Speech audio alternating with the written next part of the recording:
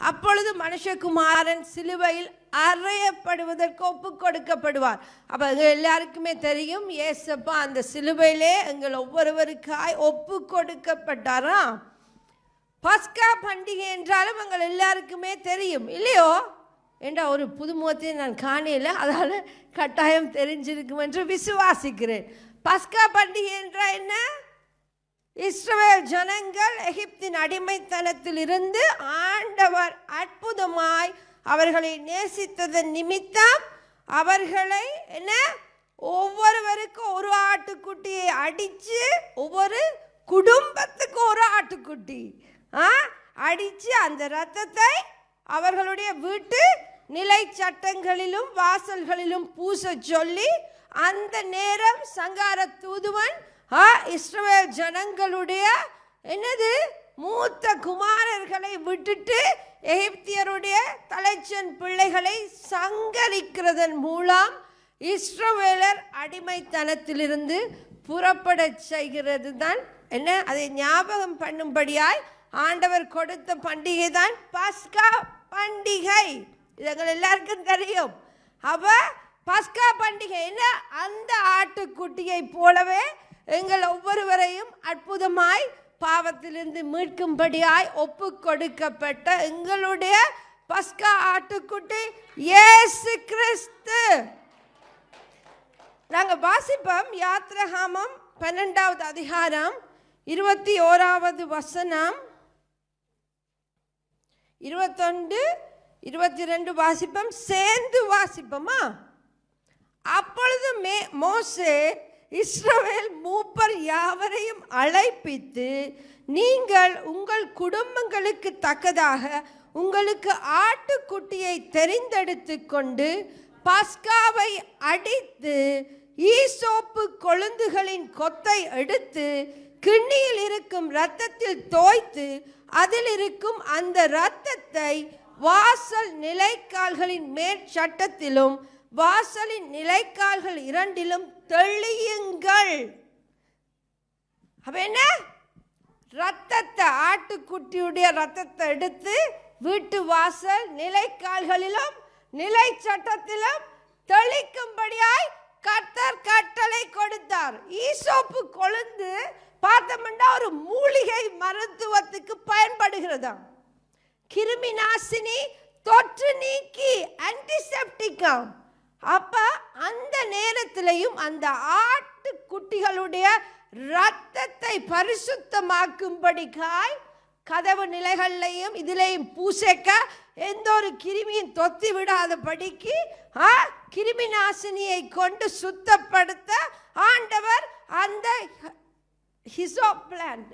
ஈசோப்பு கொழுந்தை கட்டளையிட்டார். எங்களுக்கு இப்ப ஈசோப்பு கொழுந்து தேவையா? இல்ல. ஏன்? இயேசு கிறிஸ்துவுடைய அற்புதமான பரிசுத்தமான இரத்தம் எங்களைத்தான் கழுவி சுத்தப்படுத்துகிறது. அவருடைய இரத்தம் கழுவப்பட வேண்டிய தேவையே இல்லை. ஏண்டா சங்கீதம் 51வது அதிகாரத்துல 7வது வசனத்துல தாவீது சொல்லுகிறார், என்ன, என்னை அவர் பாவம் செய்த பிற்பாடு ஆண்டவரை நோக்கி சொல்றார், என்னை ஈசோப்பி கொழுந்தினாலே சுத்திகரியும், ஈசோப்பினால் சுத்திகரியும், நான் அப்பொழுது சுத்தமாவேன். ஆனா எங்களுக்கு இயேசப்பாவுடைய அற்புதமான ரத்தமே சுத்தப்படுத்துகிற ரத்தம். 1 யோவான் 5வது அதிகாரம் 7வது வசனம் சொல்லுகிறது, என்னது? குமாரனாகிய இயேசு கிறிஸ்துவின் ரத்தம், தேவனுடைய குமாரனாகிய இயேசு கிறிஸ்துவனுடைய ரத்தம் எங்கள் சகல பாவங்களை நீக்கி நம்மை சுத்திகரிக்கிறது. அப்ப பாவத்தை கழுவணும் என்று சொல்லி நாங்க ஏதாவது புண்ணியம் செய்கிறோம் என்று தெரிய வேண்டிய தேவையே இல்லை. இயேசுப்பாவை ஏற்றுக்கொண்டு அவரை இறுக்கமா பிடிச்சு கொண்டாலே காணும். பார்த்தோம்டா நிலை சட்டமும் நிலை கால்களும், ஒரு கதவு பாதுகாப்பா விழுந்துடாம இருக்கணும்டா அதுக்கு எங்களுக்கு நிலை சட்டமும் நிலை கால்களும் தேவை. ஒரு டோர் எப்படி ஸ்டார்ட் பண்ணி இருக்குன்னு எங்கள் எல்லாருக்கும் தெரியும். ஆனா என்ன எங்களுக்கு தேவை?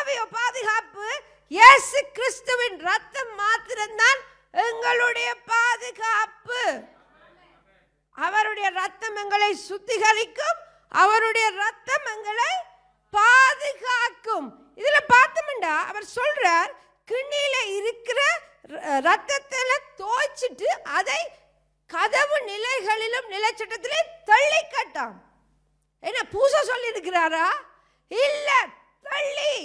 பார்த்தோம்னா தெளிப்புக்கு இங்கிலீஷ்ல பார்த்தேன் ஸ்ட்ரைக் கட்டு போட்டிருக்கு. ஸ்ட்ரைக்ண்டா அடி, தாக்கு. அப்ப ஆண்டவர் கொடுத்திருக்கிற இந்த அற்புதமான ஆயுதமாகிய அவருடைய ரத்தத்தால நாங்க என்ன செய்யணும்? தெளிக்க வேணும். சும்மா பூசிக்கொண்டு தடவி கொண்டிருந்தோம்னா பிரயோசனம் இல்லை. அவர் எங்களுக்கு கொடுத்திருக்கிற அற்புதமான அவருடைய ரத்தம் இந்த பேரு வேற ஒருத்தருக்குமே கிடைக்கல. இன்றைக்கும் இயேசுவுடைய பிள்ளைகள் என்று சொல்லிக்கொண்டு இங்கே இருக்கிற எங்கள் ஒவ்வொருவருக்கும் கிருபையாய் அவருடைய ரத்தம் கொடுக்கப்பட்டிருக்கிறது. அதை பயன்படுத்துறதுல நாங்க புத்தி உள்ளவர்களாய் இருக்க வேண்டும். அப்ப என்ன பூசுறதில்ல, தெளிக்க வேணும். யோசிச்சு பாருங்க, அந்த ஈசோப்பு கொழுந்தினால இப்படி ஒரு இதண்டு வெப்பமன் இது இப்படி தெளிக்க இப்படி எல்லாம் பட்டு இருக்கும். எல்லா இடமும் பாதுகாப்பு. தெளிக்கப்படுகிற ரத்தத்துக்கு வந்து சேர்ந்த எல்லோருக்குமே பாதுகாப்பு.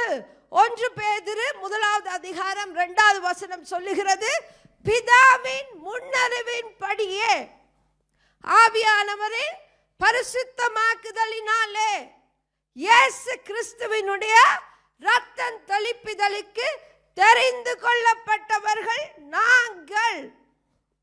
அப்ப ஏசப்பா யோசிச்சு பாருங்க, ஏசப்பா சிலுவையில அவரை அடிக்க முதுகு பிக்கப்படைக்க தெளிக்கப்பட்ட பரந்த ரத்தம் எத்தனை பேர் மேல போய் பட்டு இருக்கும்? ஆணிகளால் அறையப்படைக்க அவருடைய ரத்தம் நிச்சயமாய் சிதறி இருக்கும். அவருடைய அந்த அற்புதமான ரத்த தெளிப்புக்குள்ள எங்களையும் உங்களையும் என்னையும் அவர் கொண்டு வரும்படி முன்னமே திட்டம் போட்டிருந்தார் என்கிறது எவ்வளவு பெரிய நற்செய்தி. தெளிக்கப்பட்ட ரத்தத்துக்குள்ளே தெரிந்து கொள்ளப்பட்டவர்கள் நாங்கள். வாசிப்போம் யாத்ராகமம் 24 அதிகாரம் 6-8 வசனங்கள் சேர்ந்து வாசிப்போம். அப்பொழுது மோசே எடுத்தமா அப்பொழுது மோசே அந்த இரத்தத்தில் பாதி எடுத்து பாத்திரங்களில் வார்த்து பாதி இரத்தத்தை பலிபீடத்தின் மேல் தெளித்து உடன்படிக்கையின் புஸ்தகத்தை எடுத்து ஜனங்களின் காது கேட்க வாசித்தான். அவர்கள் கர்த்தர் சொன்னபடி எல்லாம் செய்து கீழ்ப்படிந்து நடப்போம் என்றார்கள். அப்பொழுது மோசே இரத்தத்தை எடுத்து ஜனங்களின் மேல் தெளித்து இந்த வார்த்தைகள் யாவையும் குறித்து கர்த்தர் உங்களோட பண்ணின உடன்படிக்கையின் ரத்தம் இதுவே என்றான். அப்ப என்ன? பலிபீடத்தின் மேலே தெளிக்கப்பட்ட ரத்தம், எங்களோட செய்து கொண்ட உடன்படிக்கையின் ரத்தம், இயேசுவுடைய அற்புதமான ரத்தம். இப்ப இயேசு கிறிஸ்துவின் ரத்தம் அற்புதமான உடன்படிக்கையின் ரத்தம். அவர் எங்களோட செய்து கொண்ட உடன்படிக்கையை ஒருபோதும் முறிக்காத தேவன். அப்ப என்றென்றைக்கும் நாங்க அவருடைய பரலோகத்துக்கு எடுத்துக்கொள்ளப்படும் வரைக்கும் அவருடைய உடன்படிக்கையின் ரத்தம் எங்களுக்கு என்ன அற்புதமாய் கிரியை செய்ய போகிறது. அதை மறந்துடக்கூடாது. நாங்க எபிரேயர் 12 அதிகாரம் 24 வசனம் சொல்லுகிறது, உடன்படிக்கையின் புது உடன்படிக்கையின் மத்தியஸ்தரான இயேசு கிறிஸ்துவுடைய 12:24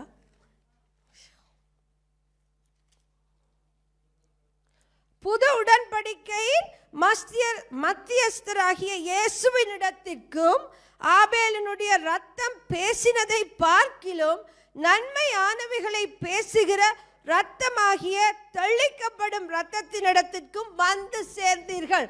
இது அன்றைக்கு நாங்க ஃபாஸ்டிங் பிரேயர்லையும் பார்த்தோம். ஆபேல் வந்து கெயின் தன்னுடைய சகோதரன் மூலமாய் கொலை செய்யப்பட்டேன்னா அவனுடைய ரத்தம் கர்த்தரை நோக்கி கூப்பிட்டதா. அப்ப கர்த்தர் வந்து கேட்கிறார், காயினை பார்த்து நீ என்ன செய்தாய்? உன்னுடைய சகோதரனுடைய ரத்தம் என்னை நோக்கி கூப்பிடுகிறது. அப்ப தனக்கு மாத்திரமாய் தனக்கு நியாயம் கிடைக்கணும் என்று சொல்லி அவனுடைய ரத்தம் கூப்பிட்டது. ஆனா என்ன இது சொல்லுது இந்த வார்த்தை? புது உடன்படிக்கையின் மத்தியஸ்தரான இயேசு கிறிஸ்துவுடைய ரத்தம் எங்கள் ஒவ்வொருவருக்காய் பரிந்துரை செய்கிறது.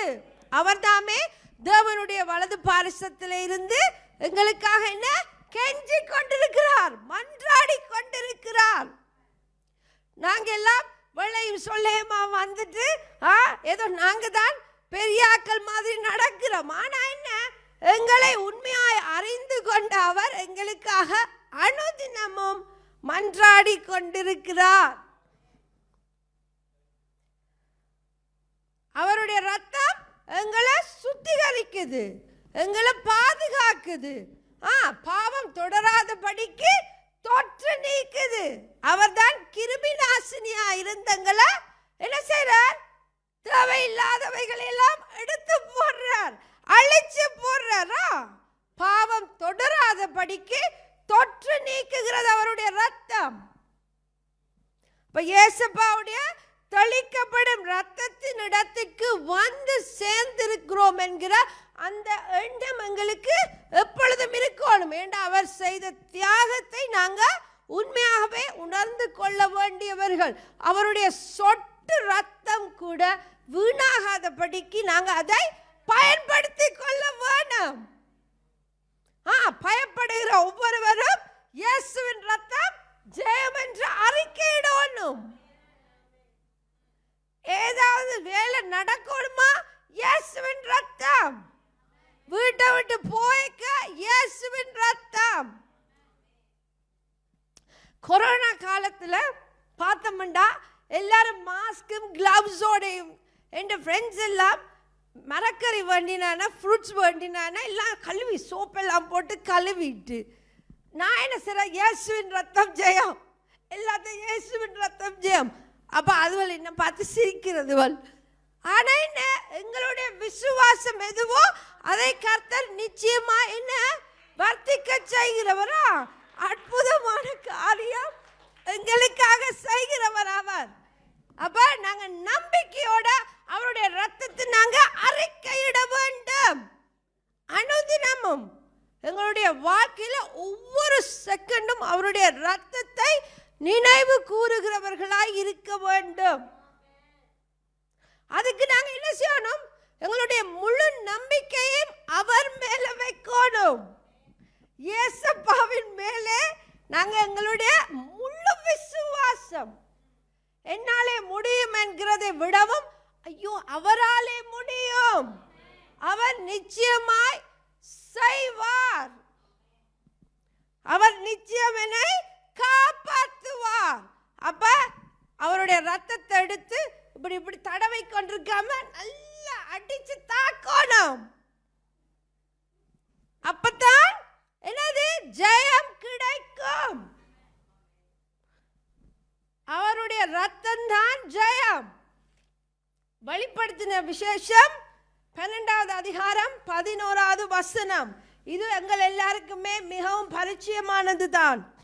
என்னது? மரணம், சேர்ந்து வாசிப்பாம். மரணம் நேரிடுகிறதா இருந்தாலும் அதற்கு தப்பும்படி தங்கள் ஜீவனையும் பாராமல் ஆட்டுக்குட்டியின் இரத்தத்தினாலும் தங்கள் சாட்சியின் வசனத்தினாலும் அவனை ஜெயித்தார்கள். அந்த அவன் யார் என்றது எங்களுக்கு தெரியுமா? எங்களுக்கு பக்கத்தில் இருக்கிறவர்கள் அல்ல. நாங்கள் சிலவள இல்லை, பல நேரங்களில் அப்படித்தான் பிஹேவ் பண்றது. ஆனா என்ன, எதிரியுடனான அந்த யுத்தத்தை நாங்க ஃபேஸ் பண்ணிக்க பயந்துட்டோம், இல்லாட்டி அதுல இருந்து தப்பிக்கோணுமோன்னு நிக்க கூடாது. அதுல நின்று இயேசுவின் ரத்தம் ஜெயமன்று விசுவாசத்தோட யுத்தம் செய்கிறவர்களா இருக்கணும். தேவையில்லாத அலப்பல்களை எல்லாத்தையும் தூக்கி அறிஞ்சிட்டு வாயினால, அதே வாயினால இயேசுவின் ரத்தம் ஜெயம் என்கிற அறிக்கையிடணும். பார்த்தோம்டா இயேசப்பாவுடைய அந்த கடைசி அந்த சிலுவைக்கு போகிறது அந்த டைம்ல பராபஸ் என்கிற ஒருவனை விடுதலை ஆக்கும்படி ஜனங்கள் எல்லாம் யாரு அந்த தேசாதிபதிகிட்ட கேட்கணுமல்ல. அதை நீங்க அந்த ஸ்டோரியில வாசிச்சீங்கண்டா, ஸ்டோரியில ஆண்டவருடைய அந்த நற்செய்தியை வாசிச்சீங்கண்டா தெரியும்.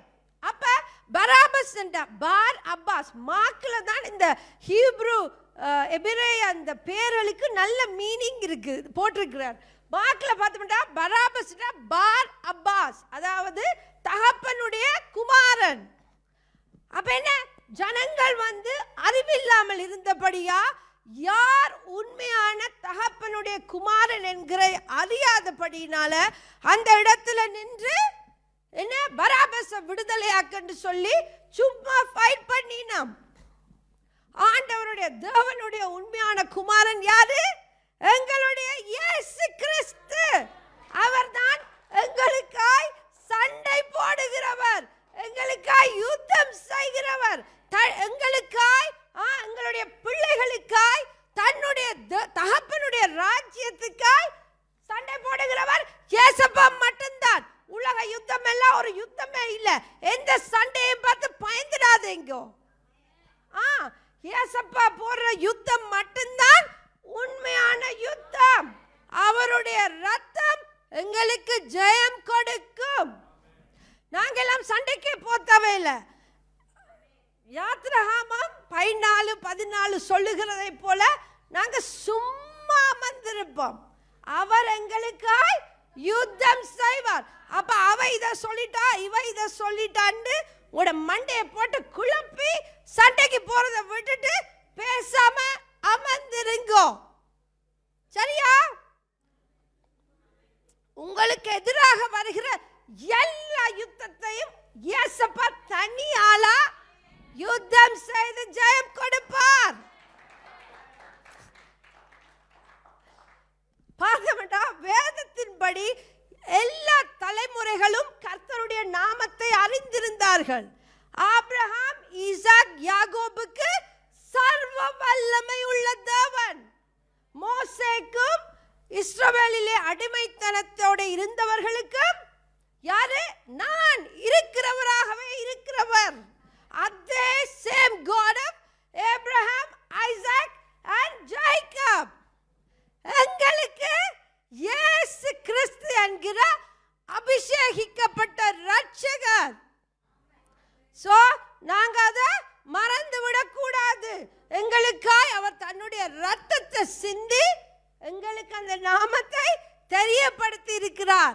யோசிச்சு பாருங்க, எங்களுக்கு நான் தான் உண்மையான கடவுள் என்றவர் வெளிப்படுத்த சித்தமாயிருக்கிறார் என்பது அவ்வளவு பெரிய காரியம். நாங்க சும்மா இருக்க அவரை தேடி நானே தேவன் என்பதை அமர்ந்திருந்து ருசி பாருங்கள் என்று சொல்லி இருக்கிறார். அவர் நாமே எங்களுக்கு அறிவித்து விளங்க பண்ணி எங்களை ரட்சித்து இருக்கிறார். நாங்க ஒன்றுமே செய்யல, சும்மா ஓசில இருக்கிறோம். பத்தாருக்கு அவர் தான் நடத்தி கொண்டு போறார். அவருடைய கரம் தான் எங்களுக்காய் எல்லாம் செய்து முடிக்கிறது. எபேசியர் 1:4 பார்த்தோம்னா, உலக தோற்றத்துக்கு முன்னமே இயேசு கிறிஸ்துவுக்குள்ளே அவர் எங்களை முன்குறித்தார் என்று சொல்லி இருக்கிறது. வாசிப்போம். எபேசியர் 1:4 சேர்ந்து வாசிப்போம். தமக்கு முன்பாக நாம் அன்பில் பரிசுத்தம் உள்ளவர்களும் குற்றமில்லாதவர்களுமாய் இருப்பதற்கு அவர் உலக தோற்றத்துக்கு முன்னே கிறிஸ்துவுக்குள் நம்மை தெரிந்து கொண்டபடியே. அப்ப நாங்க விழுவோம் என்கிறதும் எங்களுடைய பிடரி நரம்பு வெண்கலம் என்கிறதையும் நாங்கெல்லாம் பொல்லாத கடினமுள்ள இருதயம் உள்ளவர்கள் என்பதையும் அவர் அறிஞ்சிருந்தார். ஆனாலும் என்ன, எங்களெல்லாம் விட்டுட்டாரோ, அழிச்சு விட்டுட்டாரோ, இப்படியோ போய் தொலைங்கொண்டு இல்லையா? இயேசு கிறிஸ்துவுக்குள்ளே எங்கள் ஒவ்வொருவர் மேலும் அன்பு கூர்ந்து எங்களை அவர் மீட்டு கொள்ளும்படியாய் உலக தோற்றத்துக்கு முன்னமையாம். யாராவது கேட்டா, என்ன உங்களோட இயேசப்பாக்கு தெரியாதா சாத்தான் இப்படியெல்லாம் செய்வான் என்று சொல்லி கேட்டா என்ன நாங்க சொல்லுவோம்? அவருக்கு தெரியும். ஆனால் இயேசு கிறிஸ்துவுக்குள்ளே தெரிந்து கொண்டவர்களுக்காக அவர் நிச்சயமாய் தன்னுடைய இரத்தத்தையே சிந்தி மீட்டு கொண்டவர் என்கிறதை சந்தோஷமாய் நாங்கள் சொல்ல வேண்டியவர்கள். என்னதான் நடந்திருந்தாலும் இயேசுவுடைய சிலுவை மரணம் என்கிறது நிச்சயம். நாங்க யூதாஸை பேசுவோம், அந்த பரிசீஸை பேசுவோம், சனங்கள் எல்லாம் பேசுவோம். ஆனா பாவத்தின் ஒரே மீட்பு எது? பாவம் இல்லாத ஒரு ரத்தம் பலி கொடுக்கிறது தான். நாங்கள் அன்றைக்கு ஃபாஸ்டிங் பிரேயர்ல பார்த்தோம். பாஸ்டர் சொன்னார், ஆட்டுக்குட்டியின் ரத்தம் என்ன சிந்தப்படுற எல்லா இடங்களையும் அதை வாசிச்சோம்டா, எந்தெந்த இடத்துல மீட்பு தேவையா இருந்ததோ அந்தந்த இடங்களிலே வேதத்திலே ஒரு ஆட்டுக்குட்டியின் ரத்தம் சிந்தப்பட்டது. அது இயேசுவுடைய ரத்தம் சிந்தப்படுகிறதை சிம்பலைஸ் பண்ணுகிறது. ஆனாலும் எபிரேயர் 9வது அதிகாரம் 11வது வசனம் சொல்லுகிறது, வசனத்தை ரத்தம் சிந்துதல் இல்லாமல் பாவ மன்னிப்பு இல்லை. ஒன்று இல்லை 11 போல இருக்குது. 22 எபிரேயர் 9:22 நியாயப்பிரமாணத்தின் ரத்தத்தினால் எல்லாம் சுத்திகரிக்கப்படும், ரத்தம் சிந்துதல் இல்லாமல் பாவ மன்னிப்பு இல்லை.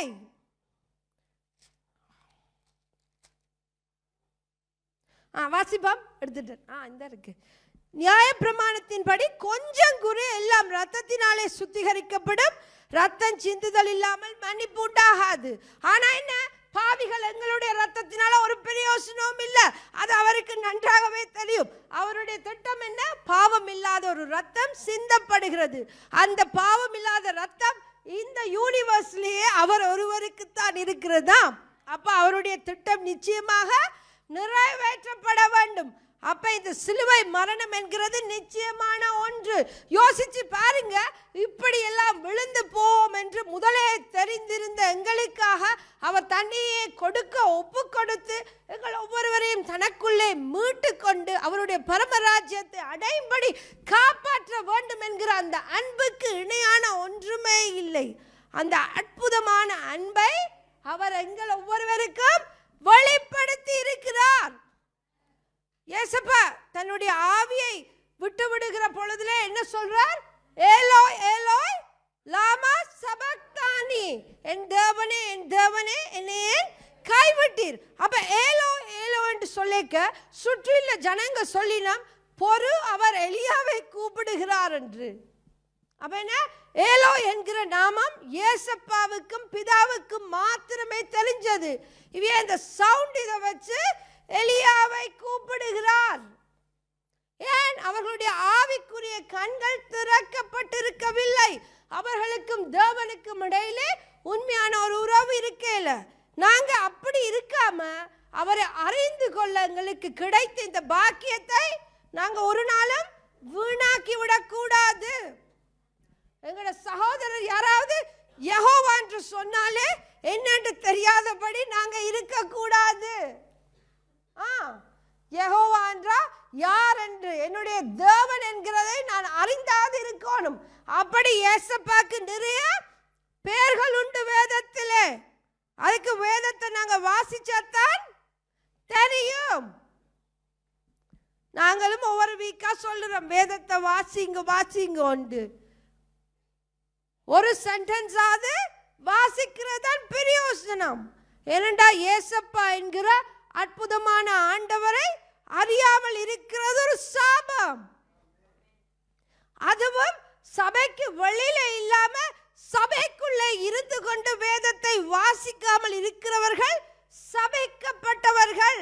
நான் சொல்லல, வேத புத்தகம் தான் சொல்லுது, தேடி எடுங்க போய்.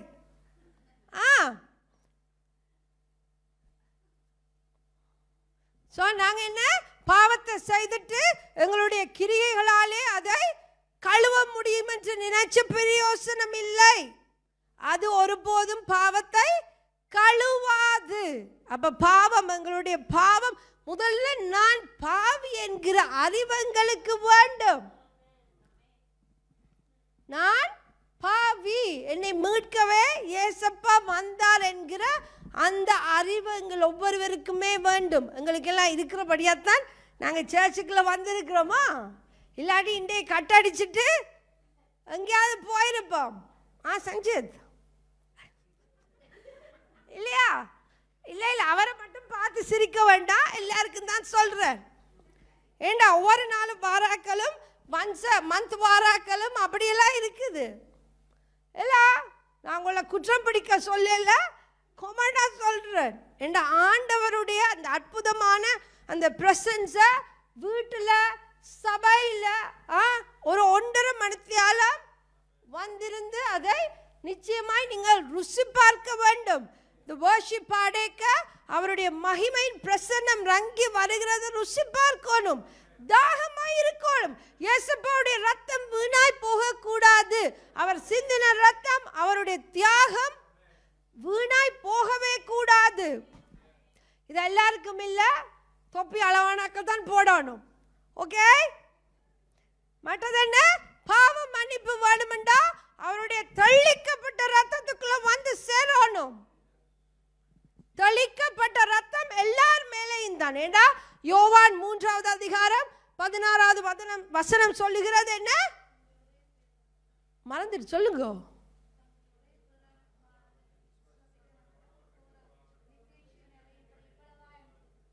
என்னவாம்? தன்னுடைய ஒரே பேரான குமாரனை விசுவாசிக்கிறவன் அவனோ அவன் கெட்டு போகாமல் நித்திய ஜீவனை அடையும்படியாய் அவரை தந்தருளி இவ்வளவாய் உலகத்தில் அன்பு கூர்ந்தார். அப்ப உங்கள் மேலே என் மேலே அவர் வைத்த அந்த அற்புதமான அன்பை நாங்க என்ன இழந்து விட முடியாது. இது ஒரு பாக்கியம். முடிவு பரியந்து நாங்க நிலைச்சு நிற்க வேணும் என்ற எத்தனையோ ஜனங்கள் விலகி போயினோம். கடைசி காலங்களே எத்தனையோ பேர் விலகி போகினோம். ஆனா அப்படி இல்லாதபடிக்கு அவர் கொடுத்த அந்த மகா பெரிய கிருபையை நாங்க என்ன வீணடிக்க கூடாது. பாத்தீங்கடா, யாக்கோபுக்கு 12 குமாரர். எங்கள் எல்லாருக்கும் தெரியுதானே? மூத்த குமாரன் பாவம் செய்ததினாலே அவனுடைய அந்த மூத்த சிரேஷ்ட புத்திர பாகம் யோசேப்பின் குமாரருக்கு கொடுக்கப்பட்டது. 2வது குமாரன் லேவி, 3வது குமாரன் சிமியோன், 4வது குமாரன் தான் யூதா. யூதா அண்டா பிரைஸ், துதி. அதெல்லாம் போய் வாசிங்க நீங்க. நான் வசனத்தை சொல்லல. என்ன ஏன் இதை கொண்டாண்டா? ஆனா மூத்த குமாரன் 4வது பிள்ளைக்குத்தான் ராஜாதிபத்தியம் கிடைத்தது. இயேசு கிறிஸ்துவ என்னன்னு கூப்பிடுறது? யூதாவின் ராஜசிங்கம், யூதா கோத்திரத்து ராஜசிங்கம். அந்த வழியில தான் எங்களுடைய அருமையான ஆண்டவர் வந்தார். ஏனெண்டா யூதாட வாழ்க்கையை பார்த்தோம்டா, யூதா ஒன்றும் அங்க பெர்ஃபெக்ட் இல்ல. யூதாவுடைய பிழைகள் குற்றங்கள் எல்லாம் வேதத்திலே எழுதப்பட்டிருக்கிறது. ஆனாலும் கர்த்தர் அவனிலேயும் நல்லதை கண்டார். என்ன நல்லது? யோசேப்பை அவர்கள் கொல்ல நினைக்கிற பொழுது குழியிலே போட்டு விட இப்படியாவது காப்பாற்றலாம் என்று யோசித்தார். ஆனா என்ன, அது நடக்கல.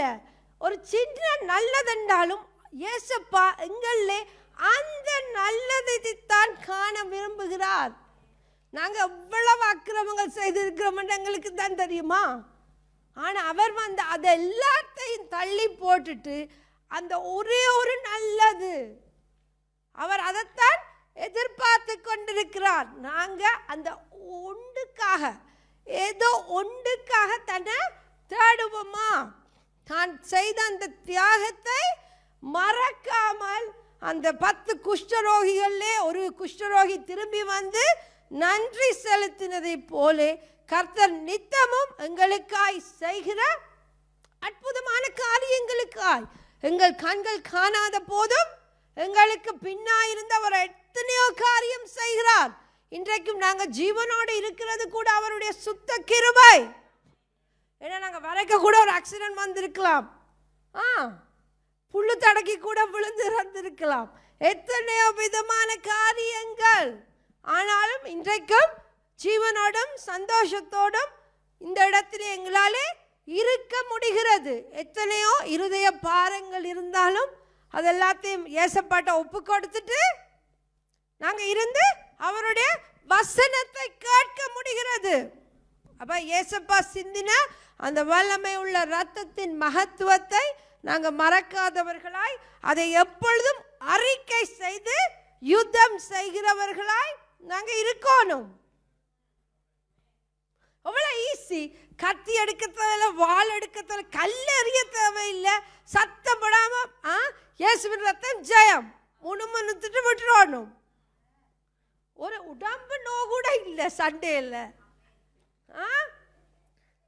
அப்படியே நாங்க யோவான் 12வது அதிகாரம் 12வது வசனத்தை வாசிச்சு முடிச்சு கொள்வோம்.